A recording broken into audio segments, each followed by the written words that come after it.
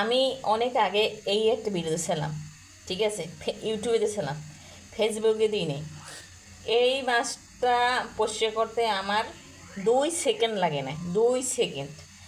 কেননা এইটা ভিডিও আমি আজকে নিয়ে এসেছি জানেন, অনেক ভিডিওতে আমি দেখছি মাছ উপরের কালো থাকে, কালো পরিষ্কার করতে পারে না। তো আমাকে অনেক কমেন্টে করছে যে আপু মাছ কীভাবে এত সাদা দবদবে হয়েছে, ইউটিউব থেকে আসছে কেমন।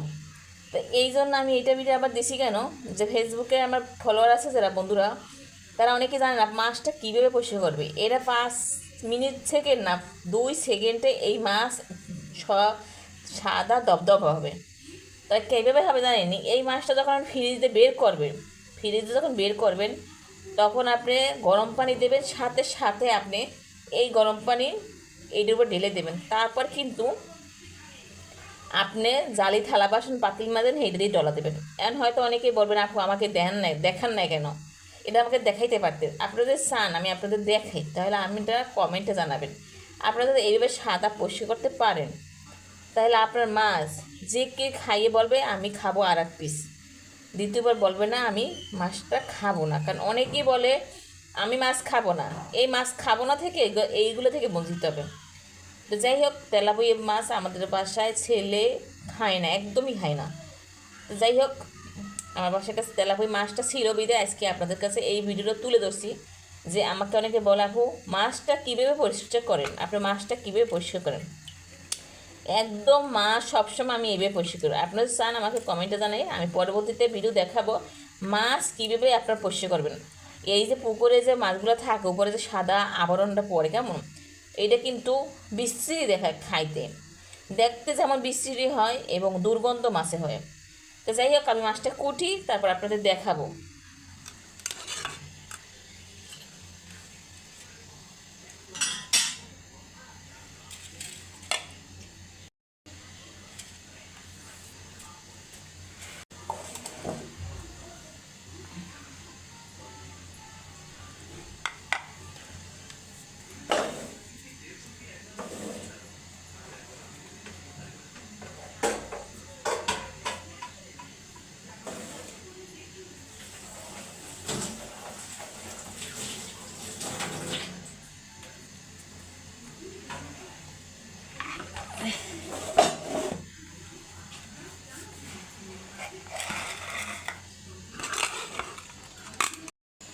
এখন দেখো আমার মাছ ধোয়াটা কি পরিষ্কার হয়েছে, দেখছো মাছগুলো কতটা পরিষ্কার হয়েছে। এখন আমি তোমাদের কাছে শেয়ার করব এখানে আমি কি কি দেব। ঠিক আছে, এখানে আমি দেব এই পেঁয়াজটা একটু বেশি দেব, যেহেতু আমি 2 পেঁয়াজি করবো মাছটাকে। ঠিক আছে, তারপরে লেবু নিছি, তারপরে এই গোটা মশলা নিছি, এই রসুন, তারপর জিরা ধনিয়া হলুদ মরিচ লবণ। ঠিক আছে, এগুলো দিয়ে আমি তোমাদের যতটা ইচ্ছা মাছ হবে, তোমাদের যতটা মাছ হবে অতটা পরিমাণই মশলা নেবে। আর এটা যত মাখিয়ে রাখবে যতক্ষণ, ঠিক আছে, অতক্ষণই তোমাদের ভালো লাগবে। অতক্ষণ 1 ঘন্টা মেখে রাখো, 2 ঘন্টা মেখে রাখো, তোমাদের ব্যাপার।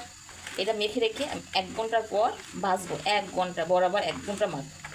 ঠিক আছে, 1 ঘন্টা পর আমি ভাজতে যাব। আজকে দেখবে মাছটা কত, তোমরা এগুলো যদি ফলো করো অবশ্যই অবশ্যই অবশ্যই কিন্তু তোমাদের ভালো লাগবে।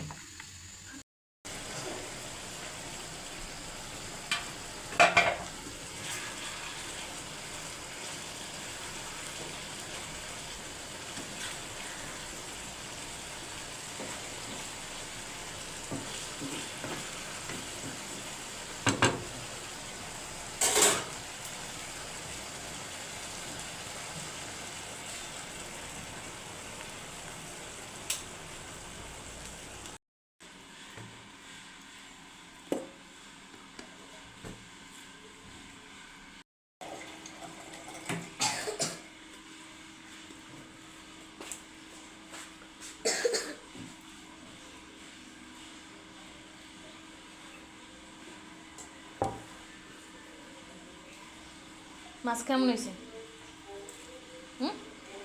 মজা হয়েছে? মাছ যে গন্ধ হয়।